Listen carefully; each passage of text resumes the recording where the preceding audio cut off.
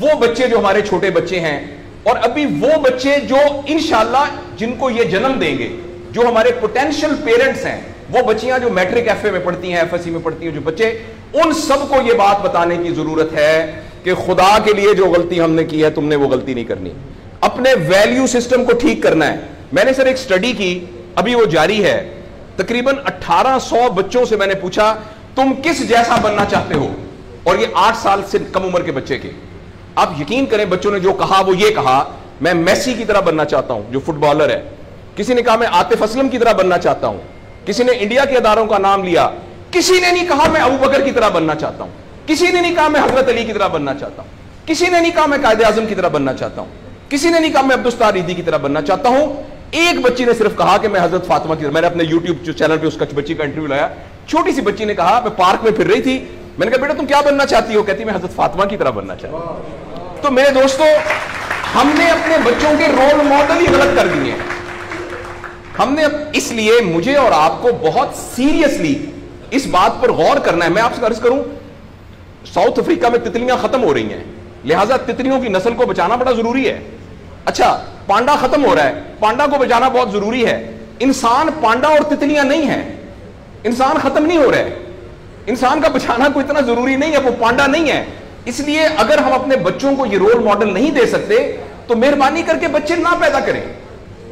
لیکن اگر ہم نے اپنی اولاد پیدا کرنی ہے تو وہ اولاد وہ پیدا کرنی پڑے گی اور اس کی وہ تربیت کرنی پڑے گی جن کا رول ماڈل وہ ہو جو حضرت عمر تھے, جو حضرت ابو بکر تھے, جو حضرت علی تھے, جو فاطمہ تھی, جو زینب تھی, جو خدیجہ تھی رضوان رضی اللہ عنہا.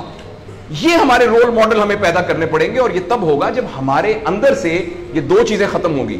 نمبر 1 ہم پیسے کی بنیاد پر اپنے آپ کو بڑا نہ سمجھیں, اور دوسرا یہ کہ ہم فرد کو فرد کے لیے تیار نہ کریں, فرد کو معاشرے کے لیے تیار کریں. میرا بیٹا تو 1100 میں سے 1100 نمبر لے کے ڈاکٹر بن کے ایک جگہ پر اسسٹنٹ پروفیسر لگا ہوا ہے, معاشرے کو کیا فائدہ ہوا ہے؟ اور ہم میں سے آپ سوچیں کہ عموماً ہم سب لوگ جب اللہ کا شکر ادا کرتے ہیں کہ یا اللہ تیرا شکر ہے 3 مرلے کے مکان میں رہتے تھے, اب ماشاءاللہ کوٹھی ہے 2 کنال کے اندر, اور سائیکل پہ ابا جی جاتے ہوتے تھے, لیکن الحمدللہ ہمارے پاس اب 2-3 گاڑیاں ہیں, اور چھٹیاں تو سوال ہی پوادے کر جاندے ہوندے سی, کدے کدے گوڑ کھاندے سی خراستے. اب ہم سارے بھوربن میں جاتے ہیں چھٹیاں گزارنے, کبھی کبھی انگلینڈ بھی جاتے ہیں. اللہ کا ہمارے اوپر بڑا کرم ہو گیا. اس غلط فہمی سے ہم اپنے آپ کو نکالیں. اللہ کا کرم یہ ہے کہ میری وجہ سے, جیسے انہوں نے ویڈیو دکھائی ہے کہ ہمارے یہاں کوئی بلڈ کا کچھ نہیں ہوتا تھا, شکر ہے میری وجہ سے یہ بلڈ والا کام شروع ہو گیا.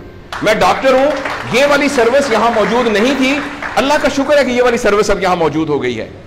اللہ کا شکر ہے یہ ہو رہا ہے. سروس اورینٹڈ جب تک ہم اپنے بچوں کو نہیں ڈیولپ کریں گے, اس وقت تک میں آپ کو بہت دکھ سے اعلان کرتا ہوں, بڑی ہی تکلیف کے ساتھ, میں بہت آپٹمسٹ آدمی ہوں, میں یونیورسٹیوں میں جاتا ہوں, کالج میں جاتا ہوں, بچوں سے بات کرتا ہوں, اگر ہم نے اگلے فوری طور پر اپنے بچوں کی تربیت پہ توجہ نہ دی, اگلے 10 سال میں ایک ایسی نسل آنے والی ہے جن کو چائلڈہڈ ڈپریشن ہوگی, جن کو سوئسائڈل تھاٹس آئیں گے, جن کی سیکسول ٹریننگ بہت بری ہوگی, اور جن کے اندر ریلیشن شپ پرابلمز ہوں گے. اور یہ ہونے والا ہے, ہماری آنکھوں کے سامنے ہونے والا ہے.